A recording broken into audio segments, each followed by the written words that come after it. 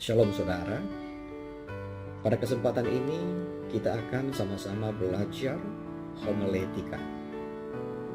Apa yang dimaksud dengan homiletika? Sebelum kita belajar, kita harus tahu terlebih dahulu apa yang dimaksud dengan homiletika. Homiletika ini adalah sebenarnya cabang teologi praktis yang mempelajari seni atau ilmu berkhotbah, bagaimana menyampaikan khotbah dalam konteks rohani atau keagamaan. Homiletika ini saudara berasal dari bahasa Yunani homiletikos, yang berarti mengajar atau berbicara.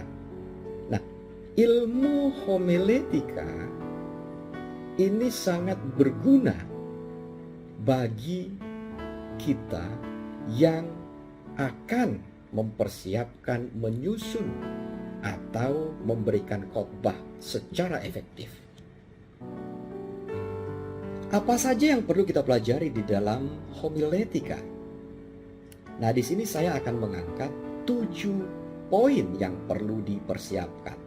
Pertama adalah persiapan khotbah. Nah, persiapan khotbah di sini kita akan melihat terlebih dahulu apa yang dipersiapkan. Nah, yang dipersiapkan ini mencakup pertama, pemilihan teks Alkitab, materi yang akan menjadi dasar khotbah, serta bagaimana kita merencanakan struktur dan isi khotbah agar tidak lari. Itu dulu. Nah, yang kedua adalah penyusunan khotbah, saudara. Nah, di sini kita bagaimana mengorganisasikan pemikiran dan pesan sehingga mudah dipahami oleh pendengar. Nah, di dalam penyusunan khotbah ini adalah salah satu kunci penyampaian khotbah tersebut, bagaimana kita memilih kata-kata, memilih kalimatnya. Kemudian, nah bagaimana gaya kita berbicara. Dan di sini kita akan membuat struktur keseluruhan dari khotbah. Nah, ini di dalam kategori penyusunan khotbah. Nah, yang ketiga adalah pengantaran khotbah. Jadi saudara, bagaimana cara menghadirkan khotbah secara efektif kepada umat?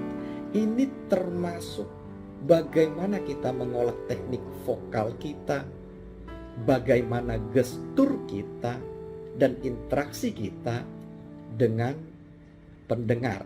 Nah, jangan-jangan pendengarnya tidur ya saudara. Yang keempat adalah konteks budaya dan teologis.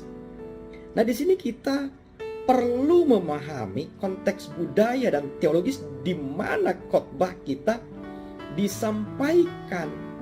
Jadi nggak asal sembarang menyampaikan. Nah, kenapa itu penting? Ya, hal ini penting sebenarnya untuk menyampaikan pesan yang relevan dan relevan secara kontekstual, saudara. Ya, jadi jangan lari. Oke. Nah, yang kelima adalah moralitas dan etika. Nah, di dalam penyampaian khotbah ini kita harus memahami tanggung jawab moral dan etika dalam memberikan khotbah. Ya, kenapa? Karena ini adalah salah satu bagian atau termasuk dalam integritas dalam penyampaian pesan rohani atau keagamaan. Nah, yang keenam saudara, tujuan khotbah. Nah, kita harus menentukan apa tujuan khotbah. Apakah pada saat itu untuk mengajar atau memberi penghiburan bagi yang berduka, atau memberikan motivasi, atau untuk mempengaruhi perubahan perilaku. Jadi jangan sampai salah, saudara. Contohnya ketika kita berkhotbah di tengah-tengah keluarga yang sedang berduka, kita seperti memberikan motivasi seperti di dalam KKR. Kita harus tahu saudara, Apa tujuan dari khotbah? Nah, yang ketujuh, respon dan evaluasi. Nah, kita harus tahu bagaimana pendengar merespons. Apakah dia merespons kita atau jangan-jangan dia menggunakan handphonenya, atau sama sekali dia tidak mendengarkan kita sama sekali. Nah, kita harus melakukan evaluasi untuk tujuannya apa? Supaya kita bisa lebih baik di masa depan.